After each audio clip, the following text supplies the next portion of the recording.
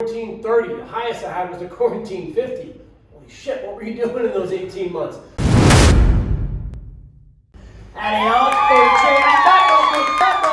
Here with our hunk, Jimmy, Santa Monica. We're going to go over what the assessment looks like from A to Z. This is going to be about a 10-part series helping you build that confidence so you can charge the $100, $150, $200 per hour, helping people become the best that they can be. So this is the assessment format that we do here at Show Up Fitness. I'm going to have Jimmy take you through this. We're going to have videos after that are going to be just a whole entire video on the PAR-Q, Physical Activity Readiness Questionnaire. This basically just covers your ass to make sure you're not going to get sued. The resting measurement portion, we like to do about 6 of them here at Show Up. What do we like to do? To do scale weight, like to do some measurements of the body. We're going to do blood pressure. We're going to do resting heart rate. We're going to do body fat if you'd like. Yeah, and then grip strength. We like to do grip strength. Make sure the forearm's nice and strong. Strength is a better indicator longevity-wise versus cardiorespiratory health or any type of blood markers. Probably didn't know that. You should start doing the grip strength dynamometer. We're going to really hone in on this movement portion. And then we'll talk maybe a minute or two on sales. So first and foremost, client reaches out. You meet them at a bar. They find you online, wherever it is. You get their contact information. You schedule a day. Today's Friday. Let's say it's for Monday. What you need to do is respond professionally. What's up, bro? Nope. Hello, Mr. and Mrs. Here are the expectations. This is when we're going to be meeting. Look forward to helping you. 24 hours before, you need to confirm again. You need to show up at least 30 minutes before the first assessment. If that's 5 a.m., yes, get here at 4:30. Make sure the area is clean, garbage is out, it smells good, you have the proper forms, everything is in play. Get a book out, start reading, have nice music on, nice ambiance. Client then comes in, you smile, you look the part. Look how studly Jimmy looks and I look. We almost look like twins. We look professional. We don't have dental t-shirts on. We're not over here. We look like we're professional trainers. We shake a hand, we smile, then we set expectations for today. Hello, Mr. Jones, how are we doing? I'm Chris. I'm going to take you through the assessment. We're going to spend about 20 or so minutes going over your medical history, what your goals are. We're going to do some movement testing, some measurements if you like, and then I'm going to take you through a little demo of what training's like. At the end, we'll talk about how much it costs to train here.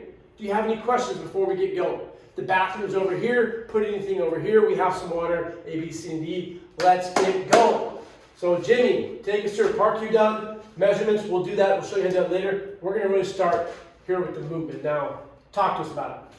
So on the movement part, I like to make sure that they understand that we're not going to go too crazy. Most clients or prospective clients have not eaten anything beforehand, so knowing that they're not going to be going too nuts on the training helps them put them at ease.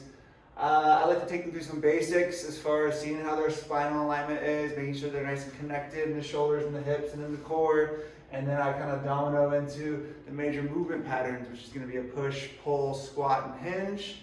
And I'm going to take Chris through all that entire process so you can see from the very beginning all the way through the training circuit that we're going to do at the end before we domino into the closing sales. Real quickly, how many years of sales experience do you have? Sales experience? Yeah, like if you had sales workshops and sales, none. None. He's our top trainer. I don't think someone's not signed up for, maybe a couple, but you're looking at like 90+%. That comes from the foundation of understanding movement. PRED, what does PRED mean? PRED is focusing on scapula mobility, so we're going to focus on protraction, retraction, elevation, and depression. He knows his anatomy, he's confident. He works a lot with upper body athletes, swimmers. He was a D1 swimmer. He talks the part, looks the part. The confidence comes from understanding all this. We're going to pretend like this is your basic client that we see here in Santa Monica. They just want to get in better shape. They just want to show up. Maybe because of COVID, they haven't worked out in 12 months, 18 months. The common one we're getting is a quarantine 30. The highest I had was the quarantine 50. Holy shit, what were you doing in those 18 months? I understand stress is high, sleep is low. you're stuck with someone you may not or may like and you're eating a ton. It's understandable, so let's help people move. And so you'll see that you may be looking at this like, that's not that much. We're gonna be doing a plank, a dead bug, a side plank, and then progress? No. Our clients want the battle ropes and Bosu balls and all this crazy shit. Think for a second what the average trainer is doing. They're playing the game by making it high intense. If you lead with intensity, you're gonna fail. That's why you set clear expectations. The single most important workout that you can do is the next one. The fact that you showed up today is awesome. I'm gonna see how you move, assess your movement, make sure you have a strong foundation, and then we're gonna progress. But you're gonna see we're gonna have some fun doing it. Most people know yoga, they go to yoga classes, they go to all the different general classes. So I like to have them start in all fours, quadruped position. So I'm gonna have them go hands and knees. All right, and I wanna do a little cat cow, which is actually thoracic flexion and extension. So we're gonna round off our back, yep, pushing away, and then we're gonna arch our back, looking up. Let's go about 3 of those. Let's just focus on breathing through the movement. Exhaling when you tighten your core and your body kind of rounds up at the top. There you go, flex that core down there. And inhale, nice. And then we're gonna settle into a nice neutral position. So I like to call this tabletop position. All right, and then we're gonna go into a bird dog or a plank variation, whatever you like to call it. Your right arm's gonna go straight out in front of you. All right, let's go thumb up. There you go, your left leg's gonna come straight back. And I want you to focus on pulling your core in tight and keeping your hips square to the ground. Very good. And bring it back down to neutral position. Other two. Very good. So you're going to feel one glute firing. You feel that? Pull that core in tight. Good. I'm going to call time out real quick because when your clients are doing this, what are common things you're going to see? I'm going to see a lot of shaking around. Maybe the leg is straight, or it's off to the side, or this hip's gonna come up and this arm's gonna be down. So I'm trying to square them off. So your verbal cueing is really important, and work with some perturbations. Don't speed through it. So we don't want to just go right, left, boom, right away. Sometimes you may even just have to start with just flexion and hold that. Maybe you want to give a little bit of a push to see if they can own that position. And especially the older that we get, we're going to lose vestibular system, proprioceptive. We're going to lose neurological just communication. We're not going to be able to do that very well, balance and stuff. So we may just have to do one at a time. You make that decision. But the purpose of this is to own the exercise and not just go fast. You see people doing this all the time in classes where they're just going sloppy. No, focus on the movement. Listen to his vocabulary. Keep the core tight. Yep, so usually the first set, I kind of have them do it on their own. I'll verbally cue them and see if they can stabilize on their own. And let's go again, right arm and left leg. You're gonna hold, now I'm gonna push on you. Okay, I want you to resist. You feel your core turn on? Mm-hmm. Yeah, I'm gonna let you go. You might wobble this, I need you to catch it. Very good, switch arms, switch legs. This is probably what you're gonna see a lot with your clients right here. I'm gonna push you. Yep, resist that push. Resist, push against me. That's it, good. And I'll let you go. Catch it. And then you're gonna see that they're gonna fall. And so that's a good little exercise right there. And we're gonna go one more. Let's go 3 on each. So I can go, physically add value. Let's go back down, last one. All right, so right arm, left leg. If they're doing well, like Chris, you put the ball there. Now I'm gonna push against you. Resist, catch it. Very nice, switch. Hold, resist, catch it. Very nice, good. So, bird dog looks good. Tabletop looks good. I'm gonna flip you on your back. If you don't have that ball, I like to screw with my clients and put my cup of coffee on there. So I'm just joking, but you can put like a little thing of water to teach them to go very slow. Yeah, you can find a lot about like this. Using anything. That's the fun part about training. Get creative. Whatever you got around you can work. So now we're gonna go again. We're gonna try to tighten our core, align our spine. So I want your legs to come up to 90 degrees. Yep. Sometimes they're gonna go straight up. So you just legs straight up, bend the knees. This is perfect. Arms straight up in line with your shoulders. I want you to pull your belly button away from your t-shirt and just really kind of shove that lower back into the ground. I don't want to be able to put my hand underneath your back. That's good. So that in itself is probably going to turn their core on. So make sure that they get that at the beginning. I need to have that tight the entire time. So now, first I want you to extend this leg straight out. Good. Keep that back flat. Bring it back in. This leg, same thing. Keep that tight. Very good. All right, let's check this right arm. Straight back. Very good. And then the left arm. Nice. So you kind of go piece by piece, right? So now I want to go contralaterally. You can go contralaterally, which is going to be the opposite. So you can go ipsilaterally, which is going to be the same. Let's go the left arm and the right leg. We're going to go out. There we go. Good. Back flat, nice and strong. Keep that core tight. Any pain in the back? Good. Come back to the middle. All right, we're going to do these two. Very good. Come back to the middle. All right, let's go these two. Ipsilateral, same side. Back still feels okay? Keep that core tight. Good, good, good. Now we're going to go left and left. Very nice. But now I want to add a little value. Okay, now I want you to go right arm, left leg, out and hold. I want you to resist. Feel that core turn on a little more. Work that exhale, keep breathing. Sometimes you're going to want to hold their breath, come back to the middle. Usually that's going to kind of torch their core. They're going to be like, oh yeah, I definitely feel that. Yes. Now you kind of hit the other side. So this leg and that arm, good. Press, resist, resist. Yeah, keep breathing, keep breathing, keep breathing. And back to the middle. Very nice, relax. So those are the first two things I want to focus on as far as tucking the pelvis, keeping the core tight, aligning the spine, right? So now what I want to do is something that, we'll go side plank next. There's 3 different variations of the side plank that I want to take you through. Before, I'm sweating right now. And so you're going to be surprised. Keep it simple, shithead kids. The simple movements can add so much value.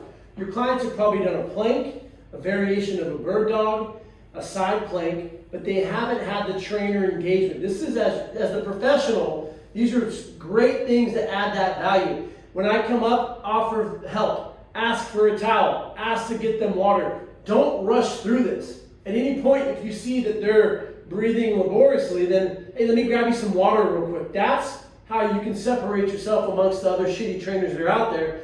They go off of intensity. They want them to sweat. They want them to be sore. And you may be thinking, well, that's what my client wants. No, your clients want results. They want to feel safe with someone.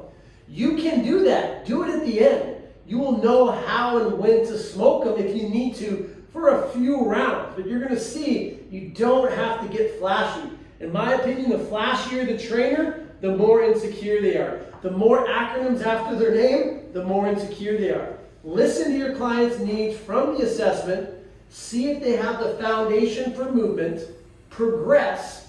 Look at the checkpoints, your ankle, your knee, your hip. Notice how he was coming back here. He's looking at my shoulder. I love that acronym, PRED. You should know what that means. Protract, retract, elevation, depression. Make sure the shoulder is healthy. If you have a client that comes back and you get this arch, what does that usually signify? It means that their shoulder is detaching from the torso, so they're not able to really keep their core tight and their back flat, and they're not able to keep their shoulders depressed or the range of motion like limited, right? So being able to keep those shoulders down, 99% of Americans are going to have the elevation down pat, right? They're going to be shrugging, the traps are going to be tight. So being able to get that full range of motion while keeping the shoulder packed into place using those movements, using that scapular stability, is what we want. And usually you're gonna know if they can't do that because they're gonna be like, I feel some tightness, I feel some pain in that upper part of the shoulder. I'm gonna throw a quick curveball into this because I think this would be a good little thing. I want Jimmy to sit down and face in the camera real quick. And I want you to think about how, if you see a client with that elevation, how you can add value. I was just at Equinox earlier today and I saw a trainer for 7 minutes. Mind you, he was 10 minutes late. 7 minutes they foam roll. They just talked about bullshit. That's what the average trainer is going to do, but you're significant. So if you notice a shrug and they talk about having chest pain, mind you, you've eliminated red flags, it's not heart stuff, but like, chest tightness and tightness in the shoulder, and you think that it's due to some tight traps, as Jimmy was just saying, grab a pipe and get into that tissue. And then just have them breathe. So when you find that point, the whole purpose now is to provoke the parasympathetic nervous system. So tell the brain to calm down. I want to get to like a 7 or an 8. Once we get there, we need to breathe through it. The purpose of foam rolling is to find a sensitive spot and then bring it down to a lower pain threshold. I see too many people that just go fast and they use the gun and they use toys. Use your value as the trainer. Come up here. I'm not going to touch my client. I'll have them put their ear to the side. And then I'm just going to come in here and just do a slight little massage. And I'm just driving into the upper trap. Breathe through it. Careful your nail digging into it. Be careful of the scapula bone or the clavicle. You're getting into that tissue. And if someone has shoulder pain and you're doing this, one, in a corporate environment, they're going to say, wow, that trainer's getting involved. They're doing something different, not foam roll stretch like everyone else. You're smart, so be different than everyone else. So back to the plank. All right, so side plank. 3 different spots. I want you to bend your knees. So, yep, your knees are going to be straight in line with your shoulders. Hips are going to come forward. We're going to lift our hips up, elbows underneath the shoulder. Yep, so now we lift our hips up. Squeeze your butt. Pull your core in tight. Pull that head back a little bit. There you go. And then I'm like, okay, so our shoulder, have any pain? No. So we're going to focus on stabilizing the shoulder joint. We're going to make sure that this lat and oblique is starting to turn on a little bit.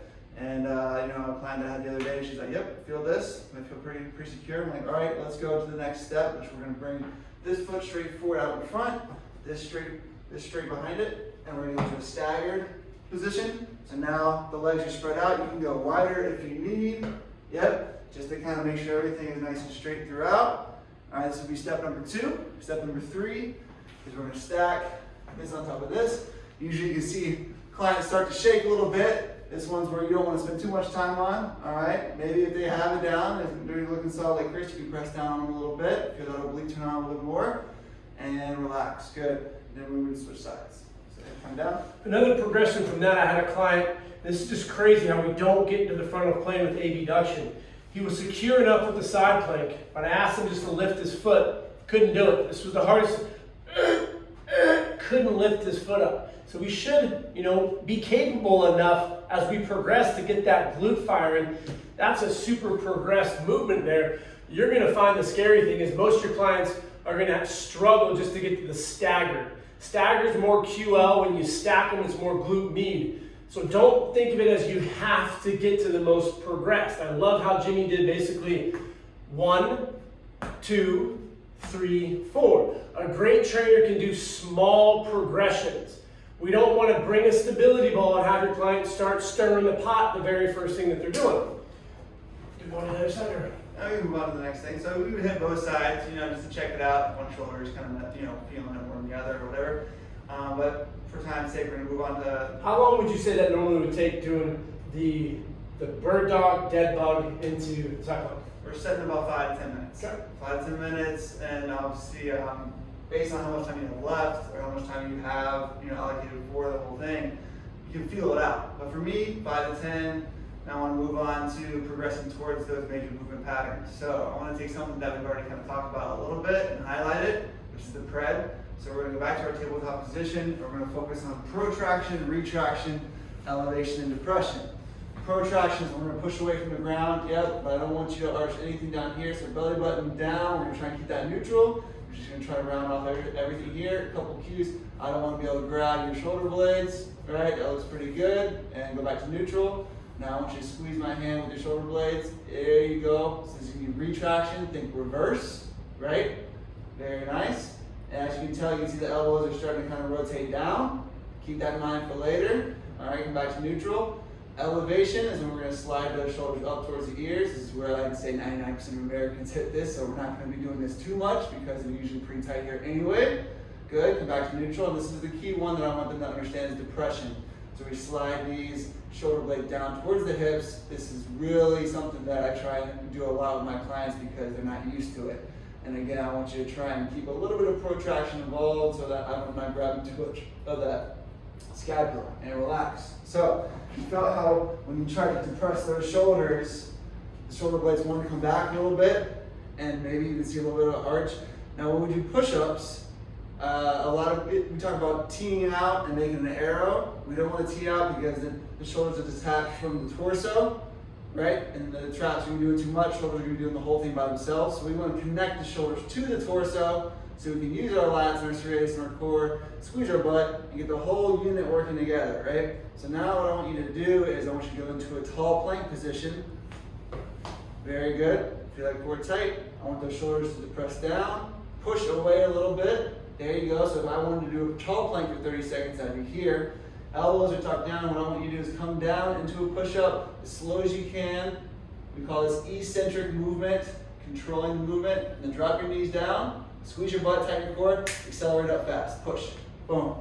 So most clients may not be able to do that. So what I want to have him do this time is we're going to do the same eccentric movement on the way down. We're going to drop our knees, we're going to keep our knees on the ground, squeeze our butt, tighten our core, and we're going to explosively push up with the knees still on the ground. Alright, so we're going to set it back up again. Depress, make sure that everything's nice and strong, core tight, butt tight, come down slow. This usually looks pretty good. They're surprised how strong they are on this. Now we're going to drop our knees down, squeeze everything above the knees, keep the knees down, and push up. Boom. Now reset. Drop the toes, lift up, and relax. So, now, that would be the push-up movement majority of the time for clients because they're going to struggle keeping everything connected, pushing up on their toes. Mind you, this is a 30 to 40-year-old female who's been out of the game for 5-10 years. Excess adiposity, typically in the gynoid region. That's why it's called gynoid obesity. So that right there is going to be extremely hard. What you're probably going to see a lot of, as Jimmy was saying, is they're going to start here and they're going to be here. And then we're going to be here. So the whole push-up pattern is just jacked up. So I love how he set me into the perfect position to succeed. Eccentric control, asked how I'm feeling, watched how I'm moving, engaged. He's talking to you as the camera, but normally he'd be walking around, seeing how they're moving from a 360 on top. So if you're on top, you don't want to see this, shrugging and back. You want to be down. And then here, to push someone, lineman push like this. You're going to push someone over like that, not here. Sometimes I'll have a client stand up and say, I just called you a bad name, push me over. Never, you're not going to push me over. They'll always go, ugh. That's where you generate your power. So I love, love, love that whole setup right there, very clean. So now that's the push, right? So now I have a good idea of whether or not they can keep that air, whether they can stay connected. Later on, I'm already thinking, all right, for our circuit, I'm going to be doing eccentric push-ups, pushing about on the knees because they could probably rep out, 5 to 10 of those. So now we're going to hop up and we're going to focus on the squat pattern. We're going to grab a lightweight, 10 pounds. It's usually perfect, amount for anybody who's starting off. And I'm going to have them hold it in goblet stance. So I want your heels on, or the heel of your hands underneath the weight. I want you in a comfortable stance. There's not any way to squat. You're going to hear that a lot of times, but we're going to try to figure it out, right? And all I want you to do is sit down on the bench. Good. And then what I want you to do is before we stand up, you're going to tighten your core, keep your chest open, right? And I want you to try and keep those knees stacked on top of your ankles. That make sense? All right, stand straight up.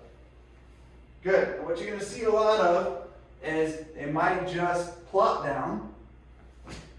That's what you need to focus on. Let's use those quads a little bit more. Let's try to slow it down, tighten the core. And then on the way up, you might see their knees go in a little bit. And then try and stand up. All right, so now we're going to address that. Full body connection. Core tight, chest open. All right, we're going to press those knees out a little bit. Come down nice and controlled. Push into my hand. You feel the muscles on the outside working there. Good. Now what I want you to do is when you come up, we're going to press those knees out again. Let's focus on keeping that heel down on the ground. All right?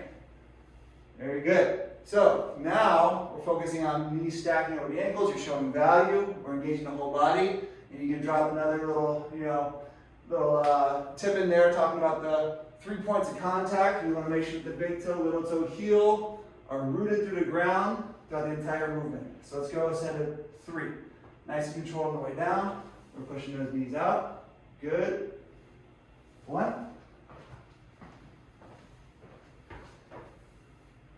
2. And 3. Very good. And then here is when you can be like, all right, so a couple things I noticed. A little knee balance, the knees are coming in. Let's try and keep those pinky toes down on the ground. Work the muscles on the outside. keep the core engaged, and now they're thinking, oh, okay, now I have a good idea what to do for the squat. Now, that's our push, that's our squat. Two of the major 4 movement patterns that we're going to go through today. Next, we will load it up in the second round. So that he's just going through step 1, see, assess. If you don't assess, you're just guessing.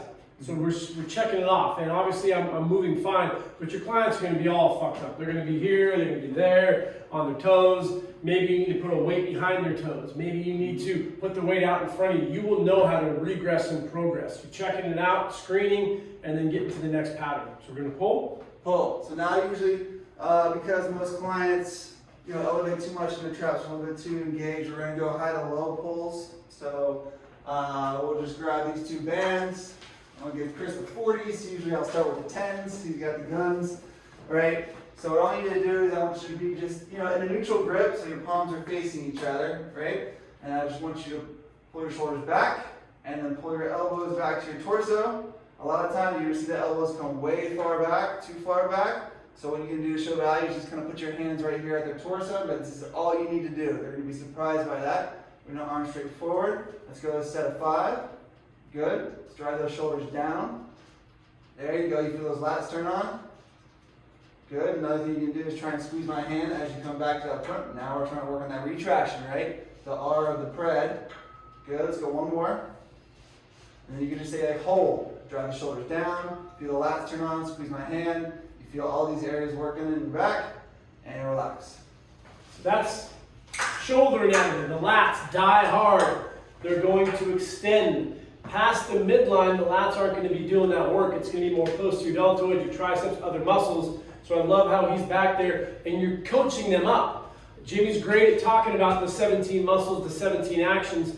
You may be thinking, your clients don't give a shit. But think of the average trainer out there. They're showing off with all this flashy stuff. Show off with your brain. And your client's like, wow, I didn't know that. Bring them over and show them a poster. Educate them. If there is pain, always a game changer, because then you teach them how to move properly. Their brain and their guarding comes down. Then they just feel secure because of the confidence. So that when you talk about sales at the end, it's not a crazy presentation. It's, I'm 150, you're jacked up, 6 months, this is what it's cost. Let's get going. When do you want to come in? That's our push, our squat, our pull, and now we're going to go to the hinge. So usually you can do this with a PVC pipe. I like to go for a lighter weighted bar, just because I want to have some weight in their hands. So they have something kind of pulling down. So we got like a 10 pound. 10 pound is just a great starting point for most people anyway. So we're going to go a 10 pound bar. I'm going to have you hold this with both hands right on top of your quads. Okay? Palms down. All right, I want you just to kind of let those arms relax. I want the shoulders to be back, the chest out. Now when you press down into your quads, when you feel these lats kind of turn on, so I want you to be able to keep those on without pushing into the quads. Does that make sense? All right, so now what I'm gonna have you do is we're gonna soften our knees. So we're not gonna bend them throughout this movement, but we're gonna keep them soft so they don't lock out, right? What I want you to focus on is keeping your body in this position the whole time, your upper body, and then for your lower body, your hips are gonna go back towards the weights back there. And I want your hips to come all the way back. Now this is one that most people feel like it's awkward, so don't worry if you kind of have trouble with this. Can you feel the hamstrings turn on when you pass the knees? That's as far as you need to go for right now. And then as you come up, I want you to squeeze your butt. Squeeze the glutes. Good. So let's go a set of 5. All right, I want you to think about painting your legs with the weight. Very good. Right when you feel the hamstrings, this is as far as I want you to go. You don't need to go down that low. All right, so what you want to kind of take a look at is make sure that we're not getting any curvature in this lower lumbar. So I would just stop you right about there. Just get used to that movement. Right when the hamstrings turn on, that's where I want you to stop. Let's go one more, down slow, and this last one, I want you to accelerate up. Show me that belt buckle. Boom. Right? So the belt buckle that Chris likes to talk about is that posterior pelvic tilt, right? It's to try and get the glutes turned on. You see that little pop in the hips. And just make sure that you're getting full hip extension at the top and getting the glutes turned on at the top. I love how he talked about the lower back, because you'll see a lot of people on Instagram when they do their hinge, they try to go down as far as they can. They'll get on the bench Maybe it's for Instagram purposes, but we want to make sure that we don't have too much spinal flexion under load. So if Jimmy were to do this, another little trick that you can do is you could put your fingers on the lumbar region. We have 5 lumbar bones. Each have about 1 to 3 degrees of extension and flexion. That gives us about 5 to 15 degrees of range of motion. So if my fingers start to separate, that's too much. So you always ask your client's permission before you touch them. But if you are uncertain if my client is getting too much range of motion, put your hand on the lower part of the back, have them do their hinge. Keep going, keep going, keep going. And you're just gonna feel the fingers separate. Now come back up and do it again. Good, good. So right when your fingers begin to separate, that's as far as you need to go. So that's Jimmy's, and he has a good checkpoint there, checkpoint there, checkpoint. This is where I'd want him to be. For your clients, if we get too much of that rounding, the fingers are separate, you just want to say, don't, you can just tap your back. We don't need to go down that far. There's our hinge. That's our hinge. So now, you probably look at the time, okay, we're kind of towards the end now. Let's take the next 5 minutes or so. We're gonna take all these movements that we did, the eccentric push-ups, we're gonna go to squats, we're gonna go to our pulls, we're gonna go to our hinges, and we're gonna do a circuit of 10 reps for each one. This is where you can maybe turn the music on, they kind of get the vibe of, what the training's gonna be like.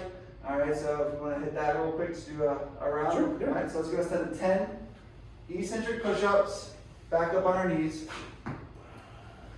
Yep. Nice control, drop the knees, explode. Good. Keep that core tight.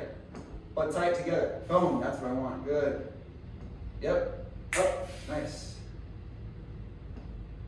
Now for the clients who maybe have a little bit more strength like Chris, you can have fun with it. Come down, I want you to hover and hold. 3, 2, 1. Up. Good. Let's go 2 more like that. Hold. 3, 2, 1. Up. Good. Can I touch it? Hold. Resist. Resist. Up. And relax. Good. Now we're going to come over here to our squats. Same thing as before, but let's just tap the bench with our butt. Let's not totally sit down. Remember, core tight, full body engagement, big toe, little toe, heel, and make sure those knees are pressing out. Good, and accelerate up. Boom, 1. Resist. 2, good. 3, up, press on you, keep that strong on the outside. 4. 5, on these last 5, let's hold right above, hold, go. Good. Hold, go. Oh, if my go a little earlier, they're gone. Hold, resist, resist, resist, resist, go. Give me 2 more, 2 more. Hold, go. All right, yeah, wait for my go now. Wait for my go now. All the way down, hold above, hold, up. Now, go. Too good, too good. Make them smile a little bit. All right, we're gonna go into our pulls. We got the 40s, let's go a set of 10. Yep, core tight. And whatever feels more comfortable too, you can go standing like this, you can go a stagger stance if you like, if you prefer that instead, but right now we're looking pretty good. Shoulders down, it's 3, lats turned on, good, squeeze my shoulder blades. Let's go 5 more. Now let's put a little power, okay, hold here, and accelerate, quick, boom, slow and release. Good, accelerate. Good, let's go 3 more. Accelerate, resist. Woo. Tight forward, resist, resist, resist, resist. Slowly, there you go. Accelerate. Good, hold, resist, resist, resist, resist, let it go. Hold. Resist, resist, resist, resist, let it go. And relax. See, we're sweating a little bit. This is good. Now let's go to our hinges. I'm even sweating. So this is just simple, right? But you make it relative to the client. You notice how he's getting engaged. So now we're just going to keep these simple. This one's a little awkward, so just feel the hamstring stretch. Yeah, then we're going to accelerate out. Keeping that back nice and flat. There you go. 2. 3. Let's just go 5 here. 4. And 5, very nice. And then if we have a little extra time, which today we don't, but you can toss them into, I like to go maybe some hip thrusts with the band around the knee, press the knees, they'll make them a little sore. If they need a little more heart rate stuff, take them out and do a sprint. Throw them into a plank, apply the pred, apply, the core engagement, the lats, all that good stuff, and then they're walking out sweating a little bit, like, hey, it's just a little taste. That was about a 10-15 minute workout. Usually you'll come in, we'll warm up for about 5 minutes, we'll gear up for our main focus, and then we're gonna have a whole hour of really hitting it hard. That's how you show up. That's how you do the assessment. Check out our other videos. We're also online, World Wide Web, all throughout the world. We have in-person internships in San Diego, Los Angeles. If you want to become a great trainer like Jimmy, you just gotta show up.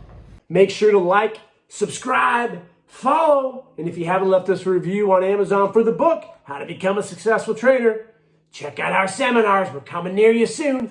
Keep showing up.